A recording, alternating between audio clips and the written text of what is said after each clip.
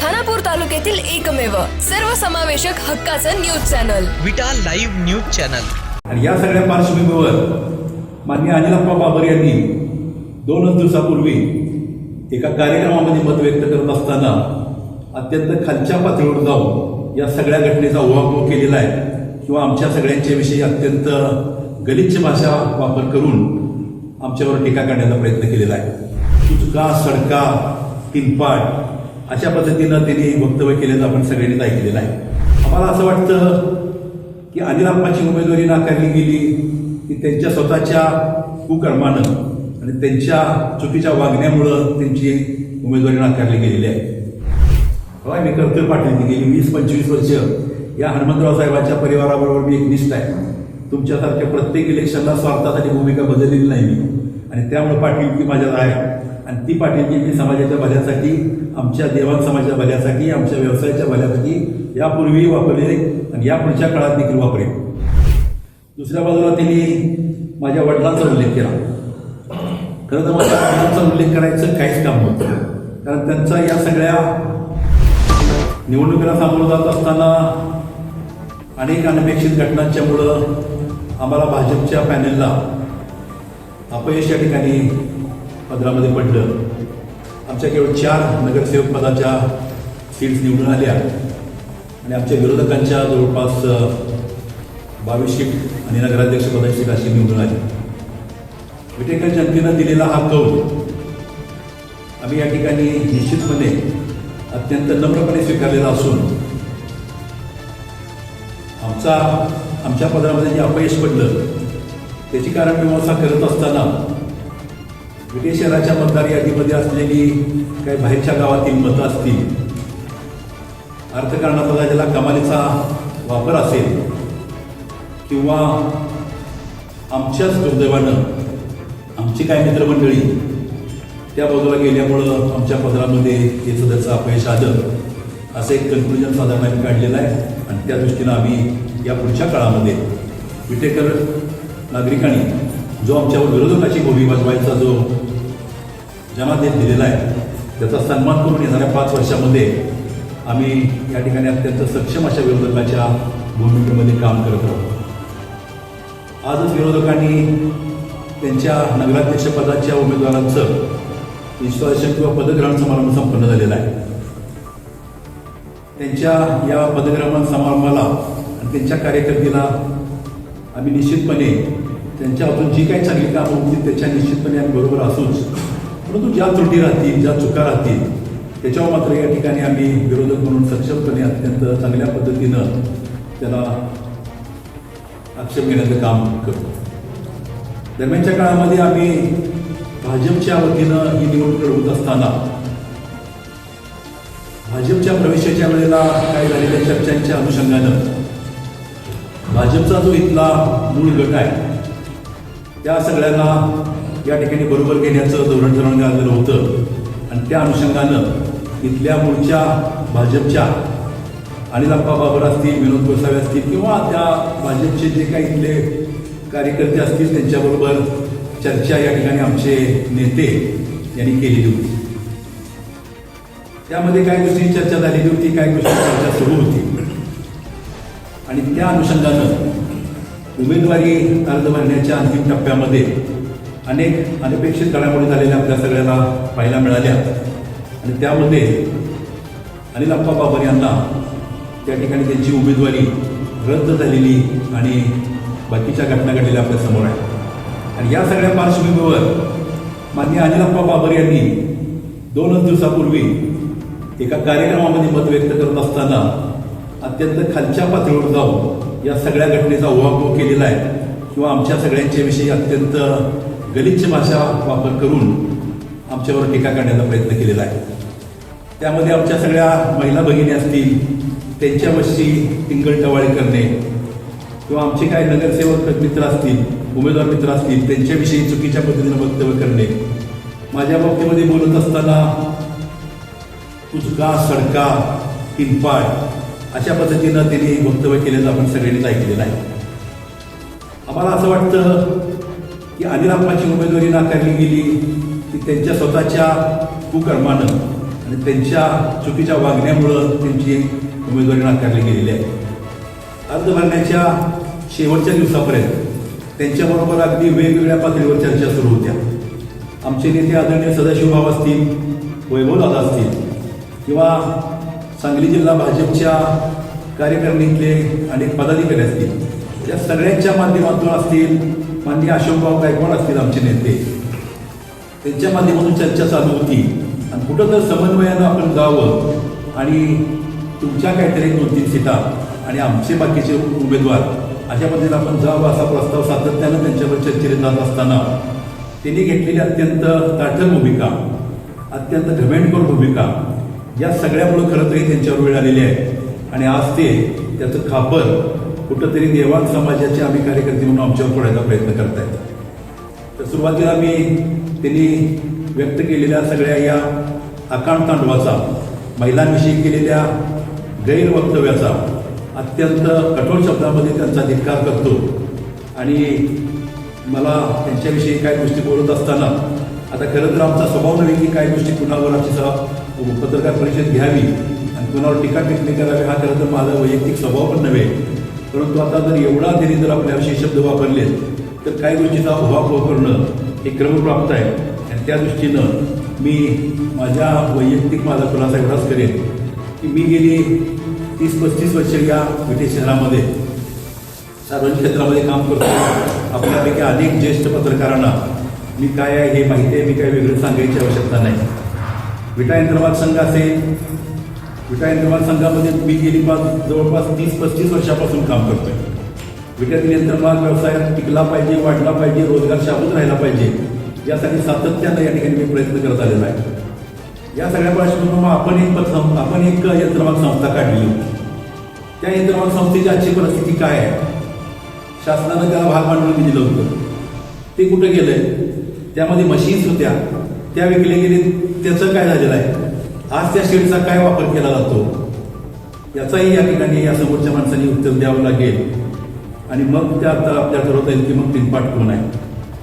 मी विट्यामध्ये बनशंकरी नागरी पतसंस्थेच्या माध्यमातून मी आणि आमच्या काही सहकार्यांनी पतसंस्था स्थापन करून त्या माध्यमातून अनेक छोट्या मोठ्या उद्योजकांना किंवा व्यापाऱ्यांना कर्जपुरवठा करून त्यांना आपल्या पायावर उभा करायचा प्रयत्न केलेला आहे. टेक्स्टाईल पार्कच्या माध्यमातून देखील आम्ही यंत्रमाग व्यवसायाचं आपल्याला आधुनिकीकरण करता येईल का अशा दृष्टीनं त्या ठिकाणी प्रयत्न केले. 200-250 लोकांना त्या ठिकाणी रोजगार निर्माण झाला. स्वयंरोजगार करताना आमच्या काही उद्योजकांना त्या उद्योजकाची नवी दालनं उपलब्ध झाली. त्याच्याबरोबरीनं त्या ठिकाणी सामाजिक क्षेत्रात काम करत असताना बाबुराव मेत्रे असतील, आमचे सगळे सहकारी असतील, यांच्या माध्यमातून आम्ही बनशंकरी एज्युकेशन सोसायटीच्या माध्यमातून देखील समाजातल्या दुर्बल घटकाच्या लहान मुलांना प्राथमिक शिक्षण उपलब्ध करून देण्याचा प्रयत्न केलेला आहे. दुसऱ्या बाजूला विलास सुतगिरणी आमचे आमदार सदाशिवराव, माझे आमदार सदाशिवराव भाऊ पाटील यांच्या मार्गदर्शनाखाली, त्यांच्या प्रमुख चेअरमनशिपखाली आम्ही 55 कोटी रुपयाचा त्या ठिकाणी प्रकल्प केलेला आहे. त्याचं दैनंदिन कामकाज सगळं गेले अनेक वर्ष मी बघतोय. तिथं 200 लोकांना आम्ही रोजगार उपलब्ध करून दिलेला आहे. 200 लोकांची रोजीरोटी त्या ठिकाणी चालते. दुसऱ्या बाजूला सामाजिक क्षेत्रात काम करत असताना 2006 साली मी रोटरी क्लबच्या माध्यमातून सामाजिक जी जगातली एक सर्वात मोठी सेवाभावी संस्था आहे तिची शाखा या ठिकाणी विट्यात उभा करून त्या माध्यमातून देखील अनेक सामाजिक उपक्रम या ठिकाणी राबवण्याचा प्रयत्न केलेला आहे. ह्या सगळ्याला जर आपण कुचका किंवा टिनपाट किंवा सडक्या मेंदूला म्हणणार असू तर मी निश्चितप्रमाणे कुचका आहे, टिनपाट आहे किंवा सडक्या मेंदूच आहे. या सगळ्या पार्श्वभूमीवर आपण काय केलं? आपण सांगता की गेली 25 वर्ष मी या शहरामध्ये कार्यरत आहे. या 25 वर्षामध्ये आपण काय 4 रोजगार निर्माण करू शकला? आपला उद्योग काय? विटेकरांना प्रश्न पडतो. आपण नेहमी सांगता मी हे वाटलं, मी ते वाटलं, मी खेमा वाटला, मी पेंट वाटली, मी आणि काय वाटलं. हे सगळं करत असताना विटेकरांच्या मनामध्ये प्रश्न आहे की आपला उद्योग काय? या ठिकाणी व्यासपीठावर आम्ही सगळे बसलोय. आपण जर बारकाईने बघितलं तर या ठिकाणी बसलेल्या प्रत्येकाचा काही ना काही छोटा मोठा उद्योग आहे, काही ना छोटा मोठा कामधंदा आहे. त्यातून ती अर्थार्जन करतात, स्वतःचा प्रकल्प चालवतात. तुम्ही सगळी मंडळी देखील समोर बसलेली पत्रकारितेच्या माध्यमातून कष्ट करून तुम्ही तुमचा संसार चालवता, काम चालवता. आज हे भाषे कशाच्या माध्यमातून हे सगळं चालतं? कुठून हा पैसा येतो? हा सगळा प्रश्न विटेकरांना पडलेला आहे. माझी आपल्या सगळ्यांना विनंती असेल की आपण देखील या समाजाचे प्रतिनिधी, आपला तिसरा डोळा म्हणून आपण पत्रकारिता करतो. आपण देखील कधीतरी हा प्रश्न विचारायला पाहिजे की आपण सगळे तुम्ही करताय, पण हे सगळं कशातून येतं, कुठून येतो. मला आता ह्याच्यापेक्षा या प्रश्नामध्ये खोल्यामध्ये जायचं नाही. त्यांनी माझ्यासाठी सरका हा शब्द वापरला. या सरक्या शब्दाच्या बाबतीमध्ये मी एक आपल्याला मुद्दाम उदाहरण दिली.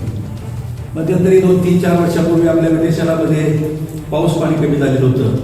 थोडी दुष्काळाची परिस्थिती निर्माण झालेली होती. आणि अशा वेळेला आपण सगळ्यांनीच आपापल्या घरामध्ये असणारं बोरिंग असेल किंवा आपल्याकडे असणारा पाण्याचा स्रोत असेल तो नागरिकांसाठी ओपन करून दिलेला होता. मी देखील माझ्या घरामध्ये असणारी दोन्ही बोरिंग लोकांसाठी उपलब्ध करून दिलेली होती. तशी आमच्या सगळ्या नगरसेवकांनी आपापल्या पद्धतीनं हे काम केलेलं होतं. या माशेने त्यांच्या दारात असणारं काय बोरिंग आहे का, त्यांच्याकडे काय पाण्याचा स्रोत आहे मला माहीत नाही, ते उपलब्ध करून दिलेलं होतं. आणि ते उपलब्ध करून दिलं असताना त्यांनी काय तर मला वाटतं त्याला टाईम टेबल ठेवलेलं होतं.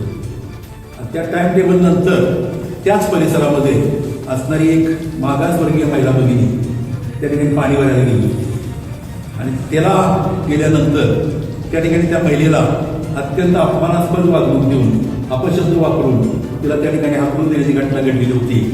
त्याच्यानंतर त्याच्या कुटुंबियांनी त्यामध्ये जाऊन कुठं काय केलं त्याच्याविषयी मी बोलणं योग्य होणार नाही.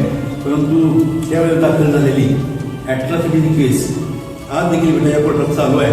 आणि हे मासे त्या ठिकाणी पाणी घालत आहेत. मला वाटतं ह्याला सळका मेंदू मागायला पाहिजे. आपण महिला एखादी भगिनी जेव्हा आपल्या दारात येते, आपण स्वतःहून आव्हान केलेलं आहे की आम्ही पाणी उपलब्ध करून दिलेलं आहे. आणि अशा वेळेला आपण एका महिला भगिनीचा जर असा अपमान करत असेल तर त्याला आपल्याला सळका मेंदू म्हणता येईल. आणि या ठिकाणी या बसलेल्या महिला भगिनींच्या बाबतीमध्ये देखील त्यांनी परवाची वक्तव्य केलेलं आहे. ते वक्तव्य देखील ह्या अनुषंगानंच आहे. आणि त्याचा देखील आम्ही या ठिकाणी पुन्हा एकदा निषेध केलेला आहे. दुसऱ्या बाजूला या ठिकाणी आम्ही यंत्रमाग व्यवसायाचे प्रश्न सोडवत असताना सेनवॅट नावाचा एक काळा कायदा लागू झालेला होता.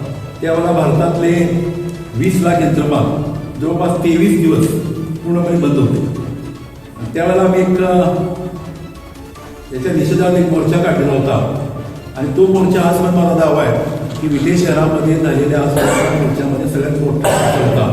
आणि त्या मोर्चामध्ये दुर्दैवाने एक दुर्घटना घडली, एक एसटीचं जळीत झाली. आणि आमच्यातल्या काही तरुण यंत्रमागधारकांच्यावर त्यामध्ये गंभीरपणे दाखल झाले होते.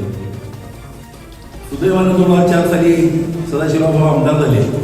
आणि आम्ही त्या माध्यमातून शासन दरबारी प्रयत्न करत होतो की या केसेस काढल्या जाव्यात. आणि त्याला मला आठवतंय की त्यावेळेला मी भाऊंच्या बरोबर 1.5 वर्ष सातत्यानं दरवर्षी मुंबईला जायचो, गृहमंत्र्यांना भेटायचो, मुख्यमंत्र्यांना भेटायचो, कलेक्टरला भेटून त्यांच्या माध्यमातून तो केस काढून घेण्याचा प्रस्ताव पुढे आपण घेऊन गेलो.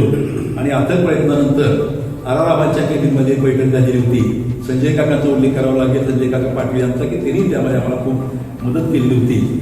आणि त्यावेळेला सहकारी किंवा राजकीय पक्षांच्या वतीनं झालेल्या आंदोलनामध्ये जर काही गुन्हे दाखल झाले असतील तर नुकसान भरपाई भरून घेऊन ते गुन्हे मागे घ्यावेत असा एक ऐतिहासिक निर्णय आराराबांनी घेतला. आणि त्याचा फायदा आज पण अनेक लोकांना राजकीय किंवा सामाजिक झालेल्या केसेस काढून घेण्यासाठी होतोय. अशा पद्धतीने आम्ही काढलेल्या मोर्चाला एवढा मोठा मोर्चा आम्ही शांततेत पार पाडला.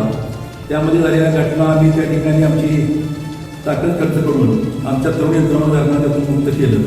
कुठलेही गालबोट आम्ही लागू दिलेलं नाही. दुसऱ्या बाजूला तुम्ही शहरामध्ये एकदा कुठला तरी बंद पुकार दिला होता तुमच्या पक्षानं त्यावेळच्या. आणि त्यामध्ये गाव बंद करण्यासाठी तुम्ही 4 साल घेऊन गावात फिरत होता. ते फिरत असताना प्रसाद थिएटरजवळच्या एका कोपऱ्यावर त्या ठिकाणी आमचे पोपट पवार नावाचे एक रिक्षावाले त्या ठिकाणी उभा होते. आणि त्याला तुम्ही का हे पोपटराव जाधव नावाचे आमचे एक रिक्षाचालक त्या ठिकाणी उभा होते. आणि त्याला आपण त्या ठिकाणी तू का चालवलेला जातो, बंद आहे तुला समजत नाही का, म्हणून त्याला आपण एक मारहाण करायचा प्रयत्न केलेला होता. आणि त्याचे पडसाद म्हणून असे उमटलेले होते की दुसऱ्या तिसऱ्या दिवशी संपूर्ण 2-3 वाड्यातले काही तरुण कार्यकर्ते या ठिकाणी आले होते. त्याचे साक्षीदार विजयराव जाधव या ठिकाणी उपस्थित आहेत. आणि त्यांनी त्या ठिकाणी आमच्या माणसाला तुम्ही का मारहाण केली म्हणून जाब विचारून त्या काचेच्या केबिनमधून बाहेर काढून त्या ठिकाणी आपल्याला मारहाण केली होती. मग त्याला आपल्याला नेहमीच सवय आहे आपल्या आवाक्यापेक्षा, आपल्या कुवतीपेक्षा स्वतःच्या विषयी प्रचंड स्वतःविषयी गैरसमज करून घ्यायचा, अवास्तव कल्पना मांडायच्या. नको त्या गोष्टी करायच्या मग स्वतः मार खाण्यापर्यंत ही वेळ जात असेल तर हा मला वाटतं कुचकापणा आहे, हा टिनपाटपणा आहे. आम्ही एवढा मोठा मोर्चा काढला, आमच्यावर अशी कधी आम्ही वेळ दिली नाही, आम्ही अर्थ मिटवून सगळ्या गोष्टी केल्या. दुसऱ्या बाजूला कालचा मुलाखत तुम्ही देत असताना तुम्ही त्यामध्ये सांगितलं की मला आमदाराचा देखील फोन आला, मला अमोल बाबर साहेबांचा देखील फोन आला. मग आपल्या सगळ्याला या निमित्तानं प्रश्न पडतो, एका बाजूला तुम्ही भाजपकडून या भाजपच्या पॅनलमध्ये उभा राहत असताना तुमचा ह्या विरोधी पॅनलशी संपर्क होताच कशासाठी? तुम्ही तुमच्या संपर्कात त्यांच्यासाठी कशात होता? आणि ते जर तुम्हाला म्हणत असतील की तुम्हाला जर नगराध्यक्षपदा एसकेपी म्हणून मिळते तुम्ही घ्या, त्याच्यात अर्थ इतकाच आहे की त्याला तुम्ही देखील नको होता. ते तुम्ही कुठं आता ओळखण्याची वेळ आलेली आहे आणि आकांड तांडव करून दुसऱ्या कोणाला काहीतरी दोष देऊन अपशब्द वापरून तुम्हाला तुमचा अपयशाचा धक्का येणार नाही, यासाठी तुम्ही तुमच्यामध्ये सुधारणा करणं आवश्यक आहे. त्या परिषदेमध्ये त्यांनी किरण ताळेकर पाटली मी करतो म्हणून सांगितलं होतं. होय, मी करतोय पाटली. गेली 20-25 वर्ष या हनुमंतराव साहेबांच्या परिवाराबरोबर मी एकनिष्ठ आहे. तुमच्यासारख्या प्रत्येक इलेक्शनला स्वार्थासाठी भूमिका बदललेली नाही मी, आणि त्यामुळे पाटीलकी माझ्यात आहे. आणि ती पाटीलकी मी समाजाच्या भल्यासाठी, आमच्या देवान समाजाच्या भल्यासाठी, आमच्या व्यवसायाच्या भल्यासाठी यापूर्वी वापरले आणि या पुढच्या काळात देखील वापरेल. दुसऱ्या बाजूला त्यांनी माझ्या वडिलांचा उल्लेख केला. खरं तर माझ्या वडिलांचा उल्लेख करायचं काहीच काम नव्हतं, कारण त्यांचा या सगळ्या घटनाक्रमाशी किंवा या सगळ्या गोष्टींशी स्वतः हलक्या कानात असल्यामुळं त्यांना कोणी तर चुकीची माहिती सांगितलेली होती आणि त्या आधारे त्यांनी त्या सगळ्या गोष्टीचा उल्लेख केला असावा असं मला वाटतं. त्याचा इतिहास असा आहे की 1997-98च्या सुमाराला विधान नगरपालिकेमध्ये त्यावेळेला आमच्या पार्टीमध्ये काही घटना घडलेल्या होत्या. 3 नगरसेवक आमच्या पार्टीतून फुटून गेलेले होते आणि काही प्रोसेस होऊन त्या ठिकाणी त्या 3 नगरसेवकांचं नगरसेवकपद रद्द झालेलं होतं. ते सगळं नगरसेवक रद्द झाल्यानंतर जी पोटनिवडणूक लागलेली होती, त्या पोटनिवडणुकीमध्ये तीन जागांच्यापैकी एका जागेवर मी उमेदवारी करावाची आमच्या पार्टीची इच्छा होती. त्यावेळेपर्यंत माझा ॲक्च्युअल राजकारणाची थेट संबंध आलेला नव्हता. मी पार्टीच्या प्रचारात भाग घेत होतो, पार्टीचं काम करत होतो. त्या परिस्थितीमध्ये लोकनेते हनुमंतराव पाटील साहेब असतील, तत्कालीन नगराध्यक्ष माननीय सदाशिवराव भाऊ पाटील असतील, हे दोघं आमच्या घरी आलेले होते आणि त्यांनी आमच्या परिवाराला विनंती केलेली होती की तुम्ही आम्हाला या ठिकाणी किरण ताळेकरांची उमेदवारी द्यायला पाहिजे. त्यावेळेला आमच्या वडिलांनी त्यांना अत्यंत नम्र शब्दामध्ये त्याला नकार दिलेला होता आणि सांगितलं होतं की आता आमचं कुटुंब कुठंतरी सुधारायला लागतंय, हा मुलगा आमच्या हाताखाली आल्यामुळं आता आम्ही कुठं प्रगती करतोय, अशा वेळेला हे सगळं नको, आमचं कुटुंब मागं जाईल, आणि म्हणून त्यांनी नम्रपणे नकार दिलेला होता. परंतु त्यानंतर अशोक आप्पा असतील, दत्ताभाऊ सोते असतील, धनजूभाई शाह असतील, बाळासाहेब आमचे लोटके असतील, विवेकभाऊ ताळेकर असतील, या सगळ्यांनीच केलेल्या आग्रहामुळं त्या ठिकाणी आमच्या घरामध्ये हा निर्णय झाला. त्यावेळेला माझ्या वडिलांनी मला सांगितलेलं होतं की हरकत नाही, या क्षेत्रामध्ये आपण जातोय तर हरकत नाही, फक्त कुठल्याही परिस्थितीमध्ये आपलं कुटुंब डिस्टर्ब होणार नाही, अनावश्यक काही गोष्टी होणार नाही, त्याची काळजी घ्या, आणि सगळ्यात महत्त्वाचं परिवाराची, समाजाची बदनामी होणार नाही याची काळजी घ्या. आपण आपला व्यवसाय उद्योग चालवून आपल्याला पुष्कळ पैसे मिळतात, आपल्याला कुठल्याही वाम मार्गाने येणाऱ्या एका रुपयाची आवश्यकता नाही, तो रुपया कुठल्याही परिस्थितीमध्ये आपल्या घरामध्ये येणार नाही याची काळजी घ्या. एवढी मला त्या ठिकाणी त्यांनी सूचना केलेली होती आणि आज पण ती सगळी सूचना आणि सगळा तो संदेश माझ्या डोक्यामध्ये आणि हृदयामध्ये कोरलेला आहे. त्यामुळे गेल्या 30-35 वर्षामध्ये माझं मन कधी विचलित झालं नाही आणि मी कुठल्याही प्रकारच्या कुठल्याही वाम मार्गाला लागलेलो नाही, हा माझा इतिहास आहे. ह्या सगळ्या पार्श्वभूमीवर तुम्ही माझ्या वडिलांचा उल्लेख केला. मी आपल्याला विचारेन, तुमच्या वडिलांनी तुम्हाला काय संदेश दिला होता? काय कामधंदा करू नका, दिवसभर बसून राहा, जागेच्या भानगडी करा, देवस्थानच्या जमिनी विका आणि त्यातून आलेल्या पैशातून स्वतः फार मोठं जनसेवक असल्याचा आव्हाना गावात, असा तुम्हाला संदेश तुमच्या वडिलांनी दिला होता का? त्यांच्या वडिलांच्या पण माझा संबंध आला होता. ते देखील अत्यंत खरं तर एक प्रामाणिक व्यक्तिमत्व होतं, स्वतः टेजर काम करणारं व्यक्तिमत्व. आयुष्यभर त्यांनी टेजर काम करून आपल्या कुटुंबाची गुजराण केली. पण त्यांनी तुम्हाला असा सल्ला दिला असेल असं मला निश्चितपणे वाटत नाही. आणि मग म्हणून तुम्ही दुसऱ्याकडे बोटं दाखवण्यापेक्षा स्वतः आत्मपरीक्षण करावं असं मला या ठिकाणी वाटतं. खरं तर आजची पत्रकार परिषद घ्यावी का घेऊ नये याच्या बाबतीत मग आमच्या सगळ्यांच्याच मनामध्ये संभ्रम होता. परंतु आमच्याच्या म्हणणं असं मांडलं की आपण जर हे सगळं ऐकत बसतो तर कदाचित समोरचा काळ सोखावेल आणि म्हणून याला उत्तर देणं आवश्यक आहे म्हणून आजच्या पत्रकार परिषद घेतोय. खरं तर पत्रकार परिषद घ्यायचं काम नाही असं माझा म्हणण्याचा उद्देश दुसरा पण एक आहे. खरं तर आपल्यातले मनोज देवकर म्हणून आपले पत्रकार असतील, त्यांनी खरं तर एक अतिशय मार्मिक असं भाष्य केलेलं आहे या सगळ्या प्रकरणावर. त्यांनी असं त्या ठिकाणी म्हटलेलं आहे त्यांच्या पोस्टमध्ये, विश्वाचा आकार केवढा ज्याच्या त्याच्या डोक्यावर, आणि त्याच्यापुढे त्यांनी ह्या सगळ्या त्याचा उल्लेख केलेला आहे. अतिशय मार्मिक शब्द आहे. विश्वाचा आकार केवढा ज्याच्या त्याच्या डोक्याएवढा, म्हणजे विश्व एवढं प्रचंड मोठं आहे, विश्वाची व्याप्ती एवढी मोठी आहे.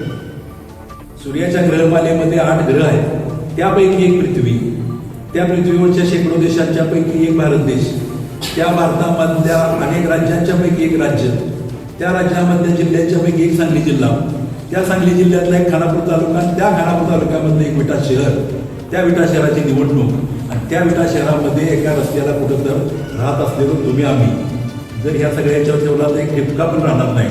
अशा वेळेला तुम्ही डबक्यातलं जसं बेडूक असतं तशी तुमची ही वृत्ती आहे. तुम्हाला दुसरं काही दिसत नाही, तुम्ही त्या डबक्यातल्या बेडकाप्रमाणे विचार करताय आणि मत मांडताय.